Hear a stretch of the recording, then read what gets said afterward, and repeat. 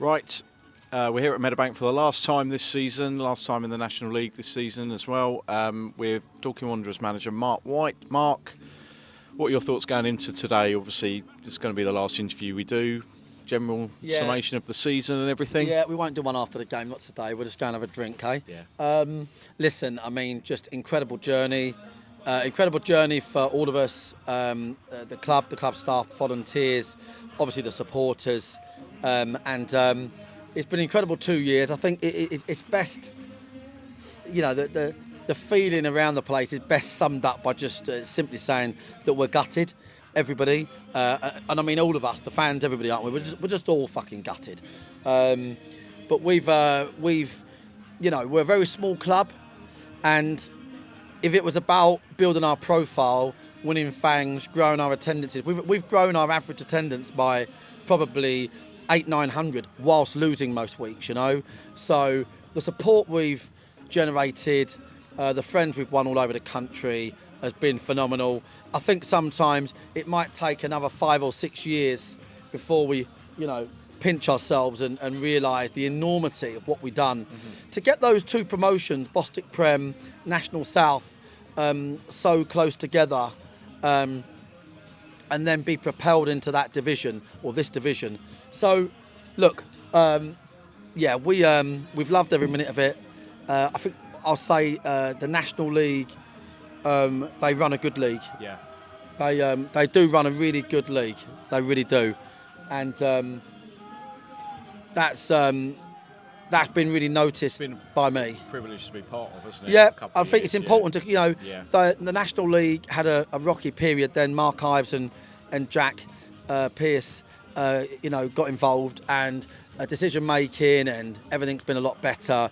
It's been a privilege, and the club's in there. You know, it's a very professional league, isn't it? So look, we've had a little look at it. Well, more than a look at it. Yeah. I'll say one thing. I said it, I think, in my first interview of this season. Yeah.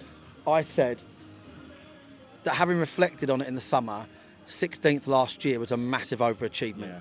And I said it in my first interview, and I stand by that. Almost everybody that gets promoted has gone down within 2 years, right? And as in the article that I read the other day, the best you can hope for if you are a skeleton part-time team is to save your bacon with 2 games to go. That's not really any way to live. No. Right, and we don't want to be, I know it sounds bizarre, but we don't want to be, no disrespect, we don't want to be just hanging in the league every year. We want to try and build a model that can compete in the league and get out of the league. Yeah. So we've got that model wrong. Well, in fact, we haven't got it wrong. We haven't been able to do it. We've been disadvantaged by a huge amount of absenteeism and by being part-time. Yeah. And we still only came out short by 5 or 6 points. So Yeah. I don't think there's any shame in the situation, but it is obviously gut-wrenching. Yeah, I think some of the points you made there are quite evident yesterday after the Bunch of Amateurs montage that came out that kind of, well, brought a tear to my eye yesterday as well, watching that. So thanks, Rich, for that. But also the comments that came in from all the other clubs and the fans of other clubs and things like that. It's nice to see that sort of thing, isn't it, about Dorking and about the town and the club that let's be honest, Mark, that you've built.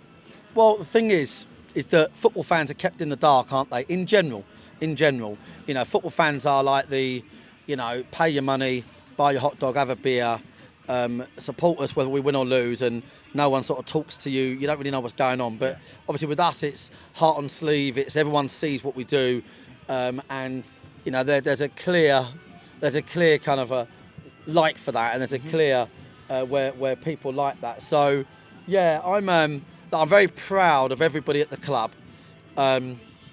Very proud of what we've achieved, because no one can take away the thousands of fans we've won literally all over the world. No one can take that away. You posted some photos with some guys that have flown in from Italy this morning. Yeah, we get it every game, you know. New Zealand, Australia. People might go, what? Just to see the Wanderers. And they actually do. But no one can take away what we've achieved. As I'll say at the end to the fans, as the late Martin Furmo said, one of the last things he ever said to me was, you know, he said, just remember, he goes, if anyone ever is disappointed with Dorking Wanderers, just remember, he said, no one will ever do what Dorking Wanderers have done ever again. It's the most phenomenal achievement in British football. And however, we are going to go again. Yeah. We're going to be an extra day next year. Yeah. Right? Okay. We're going to be doing, and we're over the moon with that. We're going to be doing Monday, Tuesday, Thursday. So by the time you throw in Saturdays, it's going to feel full time, right? We're going to have the big advantages in the division we're in, right? Let alone the playing squad. Yep. We've got, we've got a brilliant team for that division. We'll look to sign only a couple more, not many more. And probably look to take our eyes off of the teams in it and worry about ourselves again. Yeah. And just worry about winning all these games at Meadowbank. Worry about putting on entertaining football. Worry about the processes that drive the result. That's what we're going to do.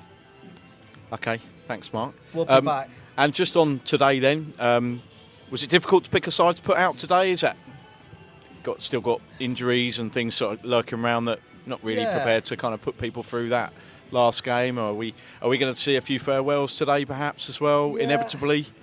Yeah, I mean, no, that's fine. I mean, I'm like for getting rid of players, mate. I'm like I'm like your sort of nanny. I think I'm still signed on. Yeah, exactly. Yeah, it's one of those where I've got 140 pairs of shoes in the wardrobe. That's just me. There might be one or two that we need to talk to this week to see where they're at. Yeah. I'm reticent always, but we need to. The club has to look at the future. Has to look at where it's going. I must admit, we've been tossed into a very, very difficult scenario because I think had we stayed up, we'd have literally turned it upside down because we knew we had to have a full-time model to be in that division and progress. Yeah. But now the key thing really in going down a league is to try and retain a lot of the players that know the league inside out. So and also go 3 days. But I'll say one thing, we've worked on it all week. The players have been superb. The players are as scorned as us, and they're going to give us more commitment. So we're looking forward to next season. But today, look, we just want to, enjoy the game. It was weird last week at Rochdale playing for nothing. Want to enjoy the game. Well, there was 120 of us there that enjoyed it anyway, mate, and that support is always going to be there, isn't it, as well? You know? It's incredible. Yeah. It's incredible. It's incredible. Just watching our boys walk out extremely lethargically, like they're walking to a nightclub. On the beach. Yeah, so I might have to go and have a word They're about already that. thinking about The opposition ran out, yeah, and they've just walked out like they're queuing to get in, one in, one out at That's Vipers. What coaching badges does for you, obviously, mate. This is I haven't got a fucking clue. Exactly.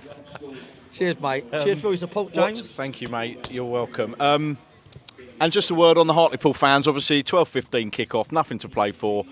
750, I think, sold tickets as well. Blues Brothers all out in the high street, getting all the people in Dorking quite confused as what was going on this morning, I think, as well. There'll be people thinking that's a credit. So that's a credit to their club. And you might see a couple of your friends that you made up there as well, I think, Mark. Yeah, I made a couple of really good friends from behind the dugout. Actually, they had a really weird way of expressing their gratitude towards me. But do you know what, mate? People, when they don't know us, people don't get it, and I think they've already got it to a degree. And then they go, actually, this lot are just are what they are on the tin. They're a bunch of lads. If they win, they'll give it you back. They're not going to sit there and be professional. That's not them. But listen, I mean, we're very blessed to have that many away fans. Listen, my big thing about Dorking Wanderers is, can we support the club, win, lose or draw? And obviously Hartlepool have got that contingent, and the whole dressing up thing last game is brilliant. We're very lucky to have them down here, mate. So over the moon. Excellent. Thanks as always, Mark. That'll be the last one. Come on, Wanderers. Sign off in style and we'll have a drink Never after. write us off the Wanderers. No. Never ever write off the Wanderers. Cheers, mate. Thanks, mate.